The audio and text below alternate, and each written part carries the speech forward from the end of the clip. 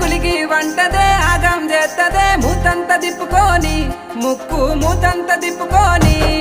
ఓ అత్తోని కొడుకు ఎద్దోలే తింటడే మొద్దోలే వంటడే